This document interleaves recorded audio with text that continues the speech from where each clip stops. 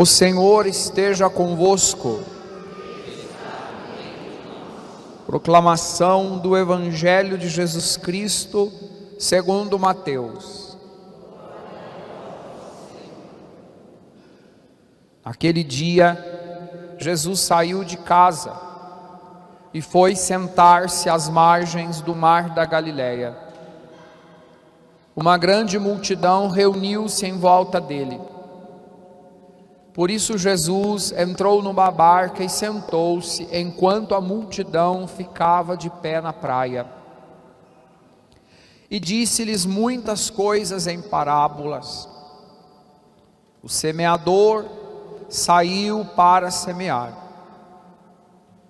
Enquanto semeava, algumas sementes caíram à beira do caminho, e os pássaros vieram e as comeram. Outras sementes caíram em terreno pedregoso, onde não havia muita terra. As sementes logo brotaram, porque a terra não era profunda. Mas quando o sol apareceu, as plantas ficaram queimadas e secaram, porque não tinham raiz. Outras sementes caíram no meio dos espinhos. Os espinhos cresceram e sufocaram as plantas. Outras sementes, porém, caíram em terra boa e produziram a base de 100, de 60 e de 30 frutos por semente. Quem tem ouvidos, ouça. Palavra da salvação. Vocês podem se acomodar, por favor. Hoje nós vamos começar, durante o domingo, a leitura de algumas parábolas que estão dentro do Evangelho de São Mateus. As próximas parábolas, nós demos nomes para elas, de acordo com o conteúdo dessas parábolas. Esta parábola que nós ouvimos hoje, a parábola do semeador, foi Jesus que deu para ela esse nome. Ele contou a parábola do semeador. Essa é uma curiosidade do Evangelho de Mateus, nesse circuito das próximas parábolas que nós vamos ouvir. Então, essa daqui, ela tem um nome próprio, um nome que foi dado por Jesus. E com o início da leitura, da reflexão dessas parábolas, nós vamos começar a perceber o modo da ação de Deus na nossa vida. Nós precisamos estar sempre atentos. São muitos os modos com que Deus age na nossa vida. Um modo é através da força da sua palavra. A palavra é tão importante para nós, que na celebração da missa, nós dividimos, podemos assim dividir, em dois tempos: o tempo da palavra e o tempo da Eucaristia. O altar da palavra, o altar da Eucaristia. Nós reservamos, dentro da celebração da Eucaristia, um tempo especial para a palavra. Nós ouvimos um trecho do livro do Gênesis, nós ouvimos um trecho da carta aos Romanos, nós ouvimos um trecho do Evangelho de Mateus. Tem uma mensagem de Deus para nós. Agora, eu já disse semana passada, repito aqui: nós não podemos ouvir a palavra de Deus somente quando participamos da missa. Porque infelizmente tem gente que escuta a palavra de Deus quando? Quando vem na missa. E em casa, você abre, semana passada brincando lá na missa da Salete, né? Você abre a Sagrada Escritura na mesma proporção que você lê as mensagens no seu celular? Nem me responda, guarda para você e reflete. Se a gente dá para a palavra de Deus, que é Deus falando com a gente, é a voz de Deus para a gente, se você dá para Deus o mesmo valor, o mesmo tempo, a mesma importância que você dá para essa enxurrada de mensagens que toda hora chega no seu celular? Deveríamos dar esta atenção, porque depois, quando a gente fica desorientado, perdido, você e eu, nós somos cristãos. A palavra é o código da nossa vida. É aqui que na palavra a gente busca orientação. A palavra ilumina. É a palavra que vai lá na medula da nossa vida, no profundo da nossa alma, produzir discernimento, nos ajudar com sabedoria a decidir: faço ou não faço, vou ou não vou. O que Deus quer de mim nesse momento, nessa situação? A quem a gente recorre? A Deus. E Ele responde, só que a gente precisa entender, reconhecer o modo de Deus falar com a gente e responder a nossa pergunta. Ele faz isso através da palavra. Por isso, tanto o texto da primeira leitura quanto o texto do Evangelho lembram para nós, que essa semente que fala hoje a palavra, as leituras, essa semente é a palavra de Deus.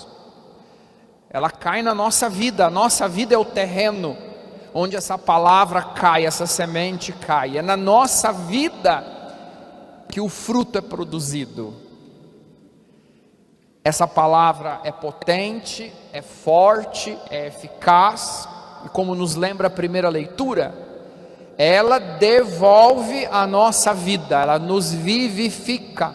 Então, Deus vivifica cada um de nós quando nós abrimos o nosso coração, acolhemos a palavra e permitimos que ela produza frutos na nossa vida.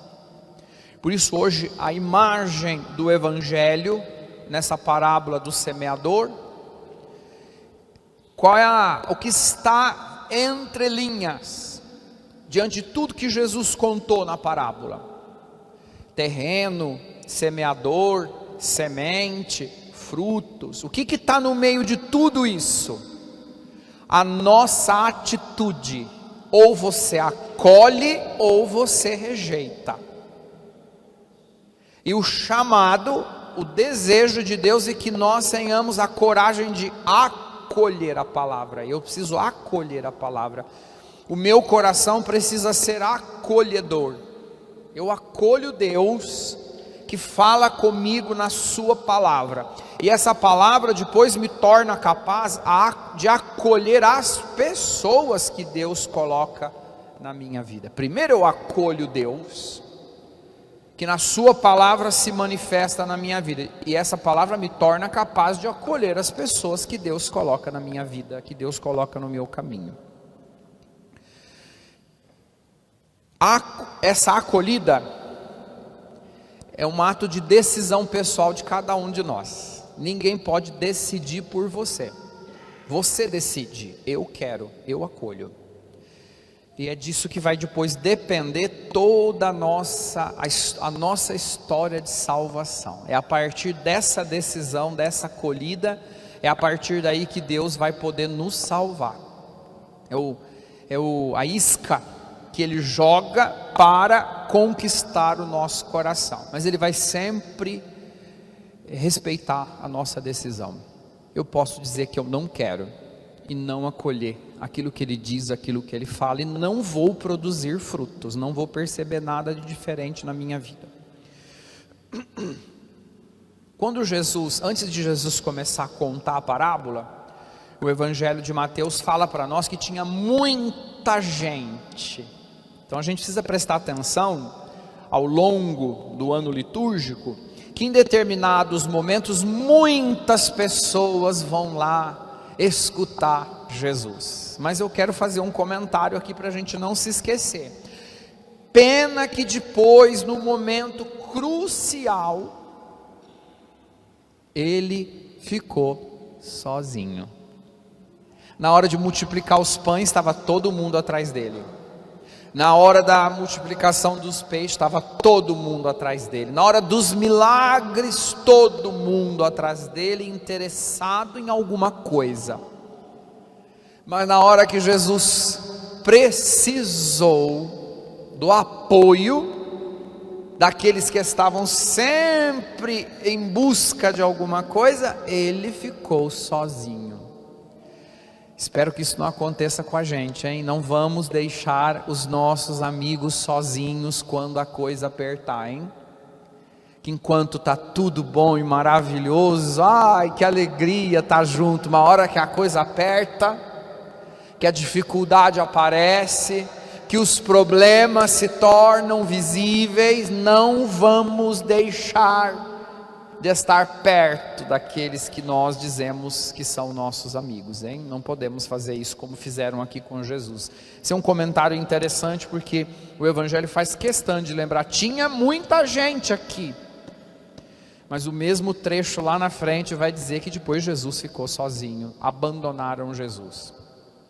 Eu já disse que Jesus deu um nome para essa parábola, a parábola do semeador. Se você chegar em casa e você pegar o 13º capítulo de Mateus, e você virar a página, você vai ver que o próprio Jesus explica a parábola. Ele vai explicar para os apóstolos, porque os apóstolos estavam ali preocupados, não estavam entendendo muito bem o que Jesus queria dizer. Foi uma das poucas parábolas que Jesus, além de denominá-la, ele explicou o conteúdo da parábola. Então não sou eu que vou explicar de um jeito diferente, né? Então se você quer escutar o que Jesus disse da parábola, como ele explicou, você vai lá e lê. Também não vou repetir aqui, seria redundante eu fazer isso, né? Eu vou sublinhar alguns pontos desta parábola para que ela possa melhor ser acolhida no nosso coração.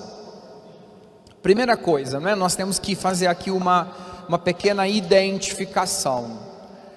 Nesta parábola, o semeador é Jesus, a semente é a palavra de Deus, o terreno é o nosso coração, é a nossa vida, e depois nós vamos produzir frutos. Os frutos são nossas ações a partir da acolhida dessa palavra.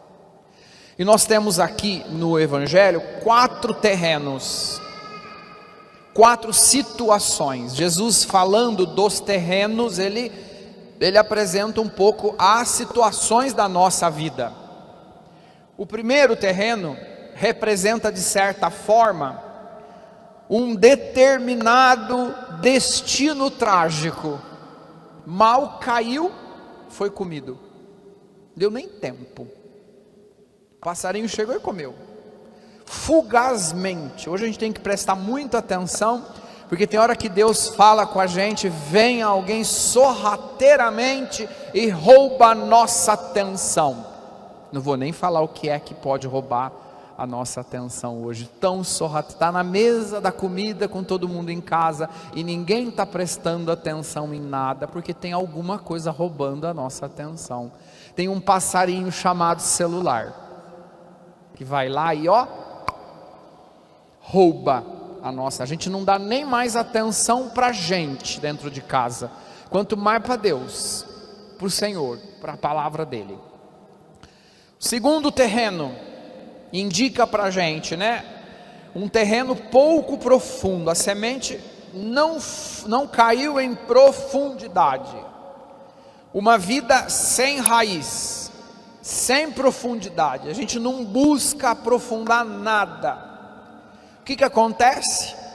Na hora da dificuldade, a gente se perde. A gente não tem estrutura, a gente não tem alicerce. Roubam facilmente a nossa estabilidade. É hora da gente buscar estabilidade, não só coisas passageiras, fugazes. A gente precisa aprofundar, a gente precisa estudar tudo de novo, não só o nosso sistema numérico, mas também, que hoje nós tivemos uma discussão acadêmica ali na porta da matriz, né? Eu chamei vários professores aqui para a gente entender qual que nome que se dava ao nosso sistema numérico, né? Indo-arábico. Vocês sabiam disso? Lembrava disso? Porque a gente não tinha livro ali na hora para consultar. Fomos consultar os universitários, né? Começamos a procurar todos os professores que tinha ali na porta para a gente entender como é que chama o sistema dos númerozinhos que a gente usa todo dia. Indo-numérico, indo-arábicos. Terceiro sistema, o terceiro terreno, é aquele que sufoca, cresce alguma coisa junto com a semente que Jesus lançou. Esse arbusto sufoca a palavra de Deus na nossa vida. E hoje a gente recebe uma enxurrada de informações, a gente vai escutando, ouvindo um monte de fake news que vão falando por aí, a gente vai engolindo, né? Sufoca o que tem de bom, o que é verdadeiro na nossa vida.